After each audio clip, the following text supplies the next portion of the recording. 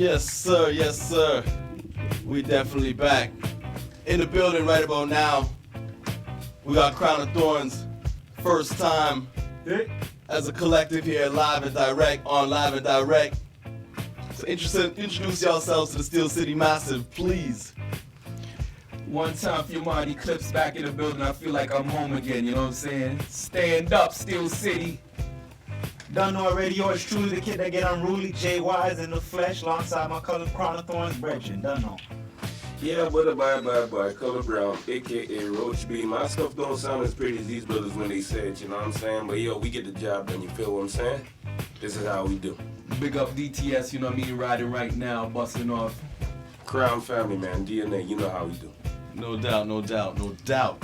So I mean, there's so much to get to, and we're gonna get to all of it right here with Crown of Thorns. But first and foremost, I mean, let the people know right off the bat from the origin, like, give people the breakdown of the name. How'd y'all come to that name, Crown of Thorns? Crown of Thorns represents the royalty and the struggle. You know what I mean? Because a crown of thorns is a crown, so it denotes, you know, the royalty, but at the same time, it's not the type of crown most people want to wear. It's a crown of struggle, and come with it, what comes with it is blood and pain and work and sacrifice, you know what I mean? So that's the crown that we decided to put on for our people, you know what I mean? The crown of thorns, and so that's what the name represents. And also that we're the lions, so, you know, the alliteration of C-A-T, you know what I mean? Crown of thorns, you know what I mean? We're the lions, and so that's a nutshell version, you know what I mean? No doubt, no doubt, no doubt. Yeah, so how did y'all even come together as a collective to come and form that Crown of Thorns? Because I know every man here has a story, but the collective now has a story as well. The nucleus for that was our man DTS, you know what I'm saying? At one point he would be with each one of us individually and say, at some point I'm going to introduce you to some brothers, and you know, at one point Roach B had a spot out in Toronto, called the spot, and I got the call like, come through, I want you to meet these brothers. And it was magic from the first time we got into the same vicinity, and we started to, you know what I mean, bounce ideas off each other and started to put some work in, and we seen that the work ethic was similar, the mindset was very similar, and it just grew out of that. No doubt, no doubt. So while you're talking about getting together at the spot and ideas and formulating stuff, take us inside of that. Like, give us a view of like the song creation process. Like, how do you hear a beat and come with an idea? Do you have an idea and come with a rhythm? Or, you know what I mean? How does it come together? As a person, myself, who's done art, one of the things that I found back when I used to start drawing was I always used to have to start with the head. See. But I found as as my sight started to grow within the art form, I could start with a hand, I could start with a finger, and I could start with a toe. And I think with all of these brothers coming together with this, whether we start at the head or we start at the navel or we start at the bottom of the feet, something solid gets constructed, because no matter what, foundation is always there. As far as the creation of music goes and putting things together, things very often start from an idea, not from a beat. Okay. Not from something random we pick out of the air. It comes from a point of view. It comes from something that we bring together. Sometimes we're sitting there, we're having a conversation, and you know what? We feel inspired to deal with that situation. We deal with things situationally.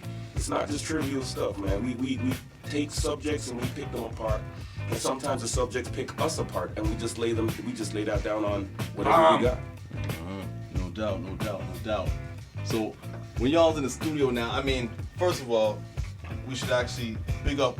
We got out Children of the Thorn right now. It's out in the streets. It's everywhere. You need to get it. We've been playing it. Your neighbor's been playing it. Your favorite rapper's been playing it. You definitely need to go out and cop it. Now this right here, like, I know y'all brothers personally, so I know there's like a vault of tracks. You got an album coming out. Tell the people about that. And what could we expect differently from the album? You know what? I know I'm bombarding y'all with questions, but let's bring it back to the Iron Lion mixtape, onward to Children of the Thorn, and then forward to the album. What's the progression? What could people expect differently from each one as they come out? Okay, Iron Lion mixtape started when we had been together maybe about 6 months, recording music together, and we were like, yo, we need to put out something so that people could hear what's going on here in the studio on Jane Street, you know, what we're dealing with. So what we used to do, E would come out to T-Dot every Friday and sometimes on Monday. And every day he'd come out, we'd bang out about 3 tracks. Okay. And we did that until we had enough tracks for Iron Lion to be done. And then we just put it up. You know what I mean? So, and then we're like, you know what, let's refine it a little bit. And so then Iron Lion 2.0 came out with some of the same tracks, a couple of new tracks, but that was just a refinement of what we had originally done. Because the first, it was just raw. Like, we in the studio, we're gonna record as much as we can. Yeah. Wally Clips is out here before the snow makes it impossible for you to get out here. You know what I mean? We're just gonna crunch it out. So there would be nights that we go into the studio, like I would leave my radio show in T-Dot and go to the studio. I get there like 11 o'clock at night. These brothers have been there from maybe 9, 10, and they'd be recording. I'll jump on whatever's going on, maybe start something else. And by 2, 3 o'clock, he'll be rolling out to come back to steal. You know what I mean? And we'd be headed home in T-Dot. So that's how that one got pressed. And then with Children of the Thorn now, we started recording. We're like, okay, let's start recording for an album. So we started recording the Coronation album. And you know, when you record an album, you record a whole bunch of songs and then you piece together an album based on the vibes and some kind of continuity.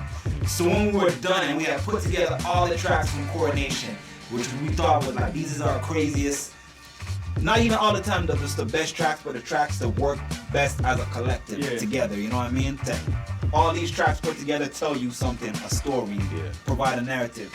That was Coronation. So we're like, okay, now we got the album ready, let's go get it mixed, let's go get it mastered, let's work with the manufacturer and figure out how we're gonna put it out. In the meantime, we had all these other songs that we're sitting on. So we're like, you know what? Let's pick out some of the best of them, put them together, and put out Children of the Thorn so that people can have something to know, to see where we're going with it. Yeah. You know what I mean? And a lot of the stuff on Children of the Thorn is stuff that we wouldn't have necessarily put on the album, more like just going left stuff, going right stuff, you know what I mean? The out of the box stuff, you know what I mean? So that's Children of the Thorn, and I think, you know, we got something really, in a way, Children of the Thorn is almost like an album to itself because it has its own vibe to it. And then Coronation now is all of that with the polish, you know what I mean? Done and waxed down, laminated, pressed out, it's ready to go glossy now. That's Coronation, you know what I mean? So that's what I say. You want that busted, you know what I mean? With the mind them, blaze up, drink up, and chill. Children of the Thorn, you know what I mean? Get that done, When Coronation comes, that's gonna be a full meal. Like, you sit down, you digest this, you take it in, and it'll be applicable for all situations. You know what I mean? When you partying, there's stuff on Coronation for when you chilling, when you with your girl. That's the full scope. No doubt. So, as y'all brothers have been together and you've been traveling and doing shows and radio shows, etc., how y'all been received by the people? And is there a difference depending on area and region on how you're received and how you've been received? When I say received, I mean primarily on a live stage show basis, but then even like just interacting with the fans hand to hand with CDs or whatnot, you know? How y'all being received by the fans? It's been great reception, and because we've been working so hard individually for so long, a lot of times we're bucking people and they're like, damn, I didn't, you know what I mean? Now I see the fullness of it, you know what I mean? And they see the collective, and it's like, it's love. You know, we go to radio shows and a lot of times it's like, after the mics are off, they're like, I was caught up in what you were saying. I didn't even know what to ask after that, you know what I mean? So they see the potent power that we're coming with and what we're trying to give, and they see the intention that we're bringing to the table. So fans alike are, you know what I mean? They understand the concept, man, and they know the work ethic, and it's just been love, and we're happy in that, you know? You know what? I just wanted to add to one thing that I find is that and this is weird because this hasn't happened to me very often. Brothers are coming back and spitting lines at me.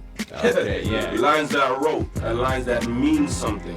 You know what I mean? Like, I think one of the things more than anything else that we're being received as a serious entity, not as a flippant, jokey, gimmicky type thing here.